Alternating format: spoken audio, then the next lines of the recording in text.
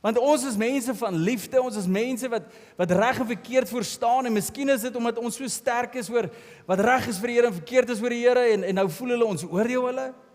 Miskien is dit omdat ons net voel, maar luister jy, ek het Bybelkennis en jy het die Bybelkennis, en soos ek dit met jou deel, voel jy geïntimideerd en nou oordeel ons hulle. Waar kom hierdie gedagtes vandaan dat die wêreld dink een ster Christen omdat ons oordeel?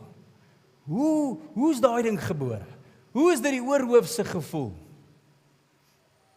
En hier is die antwoord. Die rede hoekom mense so voel, is as gevolg van een woord, en dit is vandag se tema en vandag se preek, oor hierdie woord van projeksie. Wanneer ek en jy projekteer, nou wat bedoel ek daarby? Ons almal doen hierdie. Ons almal projekteer. Byvoorbeeld, jy het groot geword in 'n huis waar jou pa die blou bulle ondersteun het. En raai wat, nou is jy ook 'n blou bil. Hoekom? Want jou pa was 'n blou bil.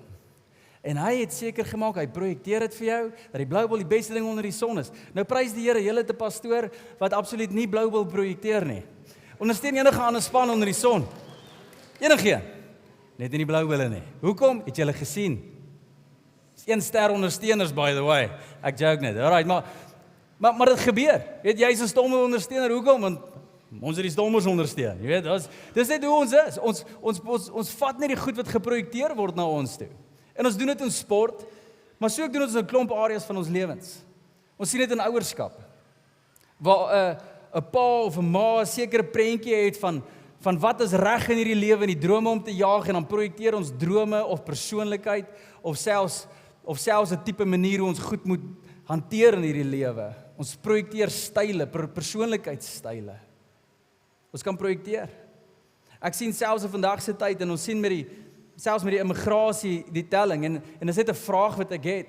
As ek die taal hoor onder mense wat immigreer, baie mense het amazing geleenthede om te gaan, en die Here bless hulle met geleenthede, en dis awesome, en dan gaan die mense, hulle immigreer, maar baie mense, jy weet, het hierdie begeerte om uit hulle eie frustrasies uit te kom, en te sê, maar ek is moeg vir hierdie sukkel in my lewe, en dis eintlik hoekom hulle wil gaan, maar dan gebruik hulle woorde, ek doen dit vir die kinders. En ons projekteer ons eie stoeie na die kinders toe. Ons sien dit, oral waar ons gaan. Wat van man wees vir ons vrou?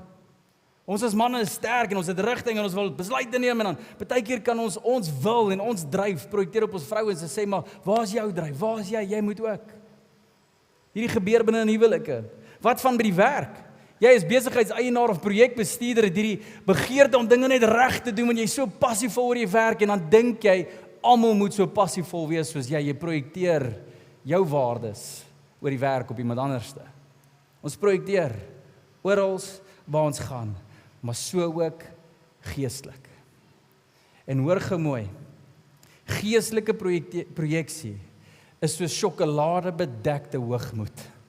En ek het laasweek gepraat oor hoogmoed. En sjokoladebedekte hoogmoed is wanneer dit buitekant so mooi lyk. Sjokolade, wie wil dit nie, en dit blink, is temper, dis mooi, dis lekker. Maar sodra jy daai sjokolade oopsny en jy vat 'n byt, dan proe jy in die binnekant is not the real deal.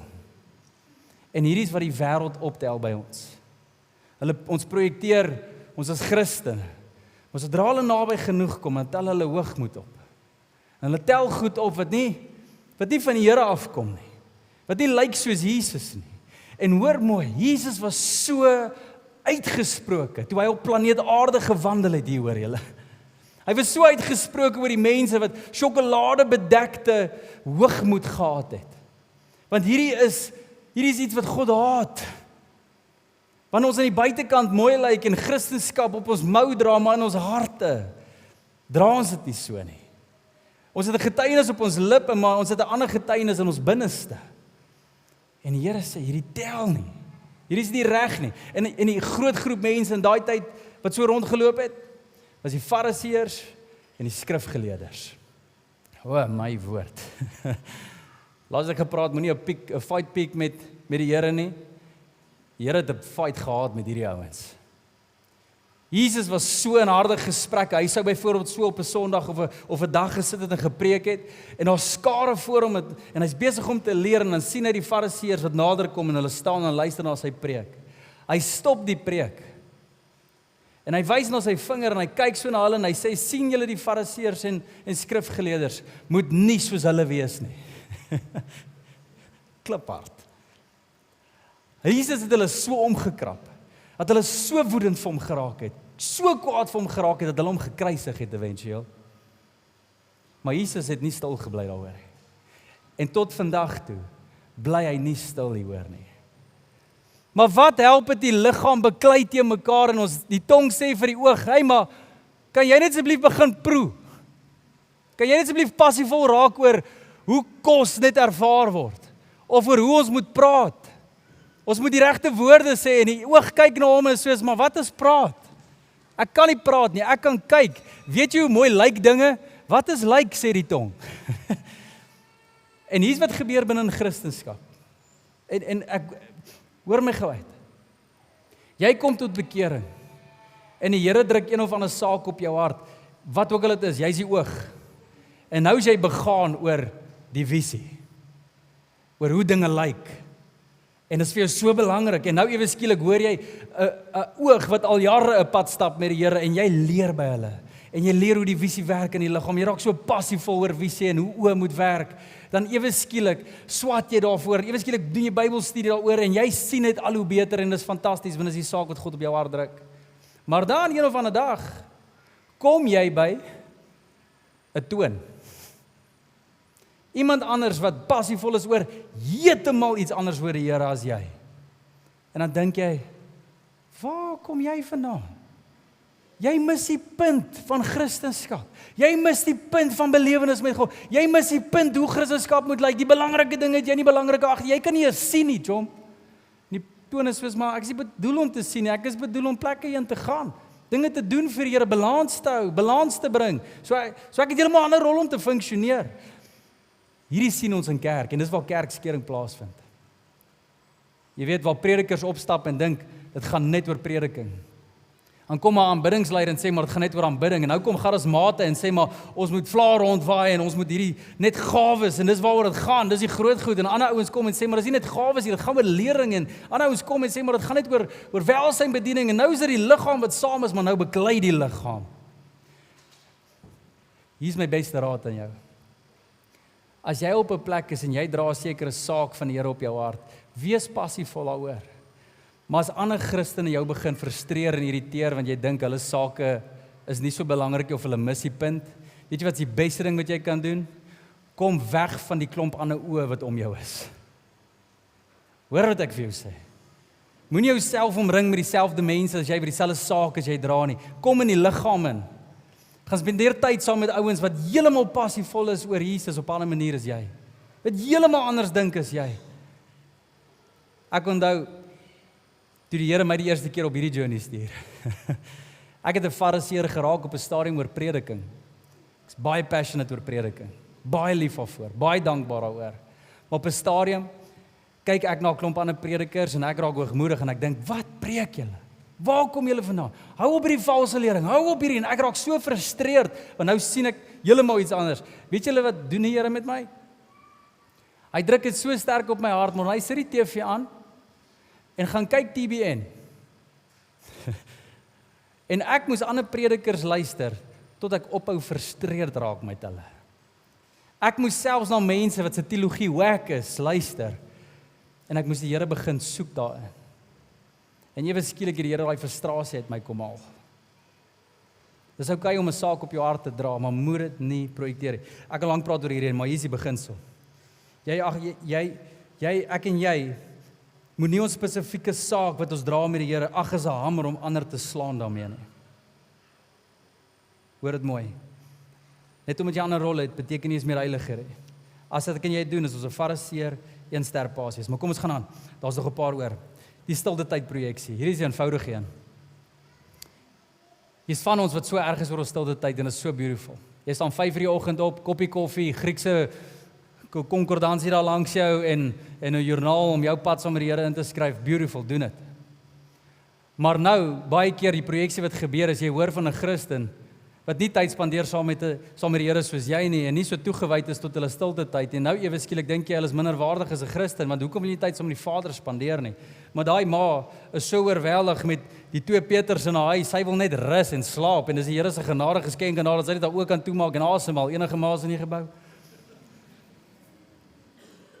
En wanneer jy bid, kan jy nie so oë bou nie, en die Here fluister dalk vir jou, gaan slaap net my kind, rus net bietjie. En nou skielik kom jy nie meer so baie tyd saam met die Here spandeer het soos voorheen, en voel jy minderwaardig en skuldig, maar dis nie van die Here af nie. Ek het nou die eerste keer toe ek iemand hoor sê het van 'n kansel af, hulle bid vir 3 ure aan een. En ek het gedink, wow, dis heilig, ek gaan dit nou doen. Ek gaan huis toe, ek begin bid. 15 minute, ek's opgebid, julle. Ek het vir World Peace, vir elke hongerkind gebid. Ek is deur my lys, ek is op. En ek onthou toe ek al wegstap, toe voel ek so skuldig. Want ek het nie daai tipe tyd spandeer soos daai mense. My verhouding met die Here is nie reg nie. Hoekom beleef ek dit so? Dis 'n projeksie. Ek onthou 1 jaar, het die Here iets vreemd my gedoen. Ook nie, ek was rukkie al 'n Christen, en my een pel, wat ek so verlief was, hy was 'n pelle al van so klein af. Hy ken nie die Here nie. En ek het tot bekering gekom, lief vir die Here, en ek probeer hierdie ou by die Here uitkry. En op 'n stadium kom hier vriend van my, sy ouers tot bekering, en hulle boek vir hulle hele gesin met my en Kluis 'n kaartjie om 'n Joe Niemand show te gaan kyk by die Coca-Cola Dome. En Joe Niemand is 'n Christelike sanger. Nou weet ek my pel is daar, en hy begin nou goeie vrae vra oor Christendom. Wat beteken die Here is besig om in hom te werk. Die Here is besig om iets binne hom los te maak en te roer. So ek is so excited daaroor. Want hierdie ou lyk my gaan gewen word vir die hemel. En wow, dis awesome. Ek wil nie gaan sonder hom nie. En ons staan daar en Joe Niemand begin, hy nooi die mense, kom ons staan op, kom ons aanbid. En soos ek opstaan en aanbid, begin ek hande klap, en net soos ek my hande wil opsteek, julle beleef ek hoe die Here met my praat. En ek sê dit nie algemeen nie. Ek stap nooit op die kansel en sê, so sê die Here nie, maar daar's keer in my lewe waar ek duidelik die stem van die Here kon hoor, en hierdie was een van hulle. Ek het al een keer gehoor, ek moes 'n pastoor word. Hierdie was net so intens. En hier's wat die Here op my hart gedruk het daai dag. Hy sê, Morey, moenie jou hande opsteek in aanbidding nie. Nou julle, dit klink volksvreemd. Dit klink nie reg nie. Want die Here hou daarvan. Die Bybel is vol van hierdie gebare. Ons moet dit doen. Dit eer die Here as ons dit doen. Hoekom moet ek nie my hande opsteek nie? Nou ewe skielik verander my hele gesprek met die Here daar. Waar ek sê, maar Here, ek is hier vir 'n aanbiddingsgeleentheid. Hoekom wil U nie hê ek moet hier voluit so aanbid met my hande uitgesteek nie? Dis dit my manier om te wys, ek gee oor aan nie. En hy sê, Morey, kyk vir jou vriend. Hy's geïntimideerd. Hy's oorweldig met al die Christene. Dis 'n wêreld wat hy nie ken nie. En niemand relate na hom toe nie. Hy kan nog nie so hande klap en hande opsteek nie. En daar was 'n klein stukkie in my wat gedink het, maar as ek hom kan wys hoe om te aanbid, dan sal hy dalk ook aanbid. Ek wou projekteer. En die Here sê stop. En in 'n oomblik besef ek wat Paulus daar sê. Ek kon die werk binne in hom gedestrooi het. Wat was belangriker? Ek wat my hande moes opsteek of hom net laat veilig voel het in 'n aanbiddingsspasie.